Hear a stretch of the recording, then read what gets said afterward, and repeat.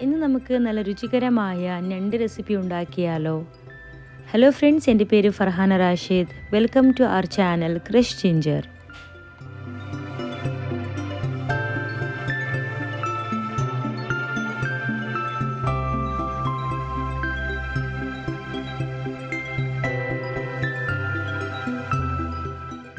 ഈ രുചികരമായ ഞണ്ട് റെസിപ്പിക്കായി നമുക്കൊരു മസാല റെഡിയാക്കാനുണ്ട്. ഇതിനായി ഒരു പാൻ ചൂടാക്കണം. ഇതിന് ശേഷം ഇതിലേക്ക് 2 ടേബിൾ സ്പൂൺ കുക്കിംഗ് ഓയിൽ ഒഴിക്കാം. എണ്ണ ചൂടായതിനു ശേഷം ഇതിലേക്ക് 2 വറമുളക് ചേർക്കാം, 5 ഗ്രാമ്പൂ, 1 സ്റ്റാർ പൂവ്, ചെറിയ ഏലക്ക ഒരെണ്ണം, പട്ട 2 ചെറിയ കഷ്ണം, പിന്നെ 2 ബേ ലീഫ്. ഇതിനോടൊപ്പം നമുക്ക് 2 ടീസ്പൂൺ മല്ലി ചേർക്കാം. ഈ എല്ലാ ഇൻഗ്രീഡിയൻസും ഒന്ന് ഫ്രൈ ആയി കഴിഞ്ഞാൽ ഇതിലേക്ക് 2 വെല്ലുള്ളി സ്ലൈസ് ചെയ്തത് ചേർക്കാം. ഉള്ളിയോടൊപ്പം 1 കഷ്ണം ഇഞ്ചി ചെറുതായി അരിഞ്ഞത്, 10-12 വെളുത്തുള്ളിയുടെ അല്ലി. നല്ലതുപോലെ മിക്സ് ചെയ്ത് 2 മിനിറ്റ് കുക്ക് ചെയ്യാം. ഇനി നമുക്ക് 2 ടീസ്പൂൺ വെളുത്ത എള്ള് ചേർക്കാം. ഉള്ളിയും മസാലകളും നല്ലതുപോലെ ഫ്രൈ ആയി ഗോൾഡൻ ബ്രൗൺ ആവുന്നത് വരെ നമുക്ക് ഉള്ളിനെ നല്ലതുപോലെ ഫ്രൈ ചെയ്യണം.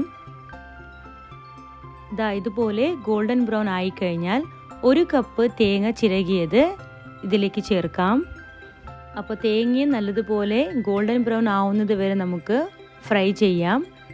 ഇതുപോലെ ഗോൾഡൻ ബ്രൗൺ ആയിക്കഴിഞ്ഞാൽ നമുക്ക് സ്റ്റൗ ഓഫ് ചെയ്തിട്ട് മസാല എല്ലാം ഒന്ന് തണുക്കാൻ വെക്കാം. ഈ മസാല തണുത്ത് കഴിഞ്ഞാൽ നമുക്ക് വെള്ളം ഉപയോഗിച്ച് നല്ല ഫൈൻ പേസ്റ്റായി അരച്ചെടുക്കാം.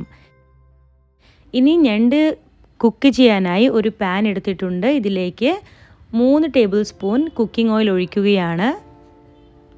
എണ്ണ ചൂടായി കഴിഞ്ഞാൽ ഒരു 4-5 വെളുത്തുള്ളി ചതച്ചത് ഇതിലേക്ക് ചേർക്കാം. ഇനി വെളുത്തുള്ളിയുടെ കളർ മാറാൻ തുടങ്ങുമ്പോൾ ഇതിലേക്ക് ഒരു 1/2 ടീസ്പൂൺ കായപ്പൊടി ചേർക്കാം.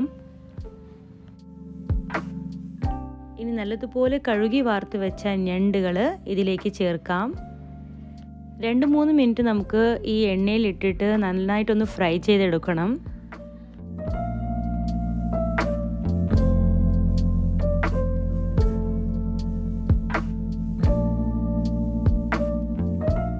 ഇതുപോലെ ഞണ്ടുകളെ നന്നായി ഫ്രൈ ചെയ്തതിന് ശേഷം ഇതിലേക്ക് 1 ടീസ്പൂൺ മുളക് പൊടി, 1/2 ടീസ്പൂൺ മഞ്ഞൾപ്പൊടി, 1 ടീസ്പൂൺ മല്ലിപ്പൊടി, 1/4 ടീസ്പൂൺ ഗരം മസാല ഇവയെല്ലാം ചേർത്തിട്ട് നന്നായിട്ട് മിക്സ് ചെയ്യാം. 1 ടീസ്പൂൺ ജീരകപ്പൊടിയും കൂടി ചേർക്കുകയാണ്.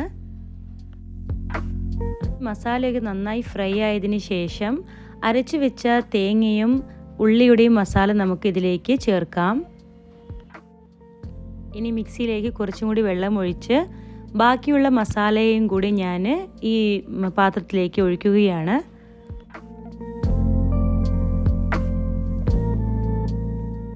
രുചിക്ക് ആവശ്യത്തിന് ഉപ്പ് ചേർക്കാം. 1/2 ഗ്ലാസ് വെള്ളം കൂടി ഞാൻ ഇതിലേക്ക് ചേർക്കുകയാണ്. നല്ലതുപോലെ മിക്സ് ചെയ്ത് അടച്ചു വെച്ച് നമുക്ക് ഒരു 10 മിനിറ്റ് വേവിക്കാം.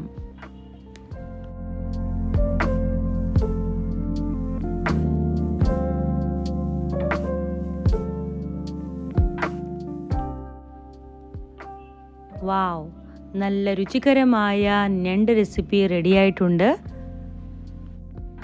വ്യത്യസ്തമായ ഈ ഞണ്ട് കറി നിങ്ങളും ഉണ്ടാക്കിയിട്ട് എങ്ങനെയുണ്ടായിരുന്നു എന്ന് ഞങ്ങളോടൊപ്പം ഷെയർ ചെയ്യുക.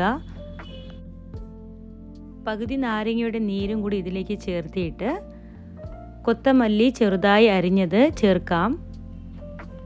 ഈ ഗ്രേവിയുടെ കൺസിസ്റ്റൻസി ഇതുപോലെ തിക്കായിരുന്നാലേ ഞണ്ടിലേക്കൊക്കെ നല്ലതുപോലെ മസാല പിടിക്കുകയുള്ളൂ.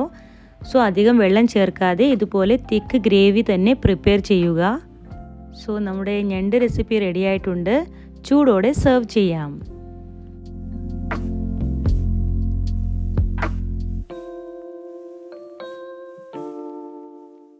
നല്ല രുചികരമായ ഡിഫറെൻ്റ് ആയിട്ടുള്ള ഞണ്ട് റെസിപ്പി റെഡിയായിട്ടുണ്ട്. എല്ലാവരും തീർച്ചയായിട്ട് ഇതുപോലെ ട്രൈ ചെയ്ത് നോക്കുക.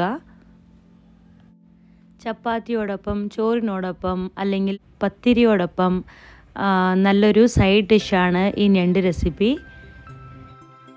മുമ്പ് ഞാൻ ഞണ്ട് റോസ്റ്റ് റെസിപ്പി അപ്ലോഡ് ചെയ്തിട്ടുണ്ട്, അതും ട്രൈ ചെയ്ത് നോക്കൂ.